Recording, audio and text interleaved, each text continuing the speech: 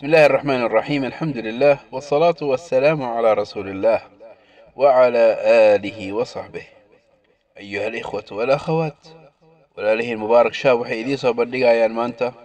fiidiyogan yar aan ku baran doono arrin cusub oo muhiim ah dilaaca lafaha ku dhaca fiidiyoga sadaawana طبعا haday gacantaanay tasaan oo kale ay dilaac uu kaaga dhaco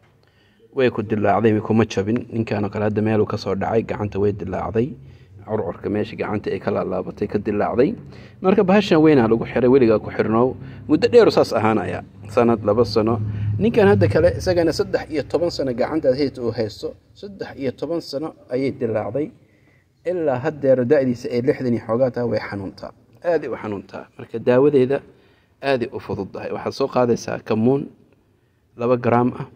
waxaad ku qasaysaa caanahaasna waa karkarinaysaa subaxii koob 14 ounce habeenkii koob 14 ounce muddo waxaa wadaysaa 2 week ilaa 3 week insha Allah ta'ala waxaan rajaynayaa in dilaacaasita uu soo noqdo oo caafimaadid Allah ni caafiyo Allah niga qaado barakallahu fiikum. أيها الإخوة والأخوات فيديو يركا markaas daawanay waxaad aragtaan 2 qof oo dhibaataysan midna dilaaca gaari gacantiisa ama lafta gacantiisa waxay maraysaa dhowr sano midna waxa weeyaan dhowr maalmood weeyaan biidin Allah ta'ala daawadooda saas u fududahay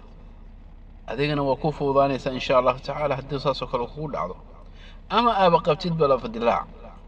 koob waxa soo qaadanaysa 14 ounce oo size-kaas aad u jeedid 2 gram ayaad ku shubanaysaa oo xawaajidu dhuubka bariiska lagu darsado oo kale oo mira ah qasab maaha in la shiido ama la tumo waad ku qasaysaa waa karkarinay dabka ka daminay wax yar aad u kaadinaysaa waad cabaysaa miraha adarabti waa cuni kartaa waa laqi kartaa adarabtidna mirahaas waa iska dhaafi kartaa laakiin waxa ku fiican mirahaas inaad ruugtid oo laqdid caafimaad badan kala kulmaysaa biidin Allah ta'ala week 2 week ugu badnaan 3 week insha Allah ta'ala waadna ku caafimaadaysaa تفضل كل دقاقة سماه عانها مور عصبيهين مور كقيمة بدنيهين كور راجي سيد أولها ابن القيم الجوزية الله ونحريس كتاب كيسا داود النبي صلى الله عليه وسلم عانها هذا لصالسي وحي كقيمة بدنيهين عانا ساعات كهر لصالسي عانا ساعات كهر لصالسي وحي كفي عين عانا ساعات كهر لصالسي ساس كوة إلهي انكو أنفعه هدي أتكفى ستنا ولا الله هذا وذاك والله تعالى أعلم وصلى الله وسلم على نبينا محمد وعلى آله وصحبه والسلام عليكم ورحمة الله وبركاته مع تحياتي ولالهين مبارك شاء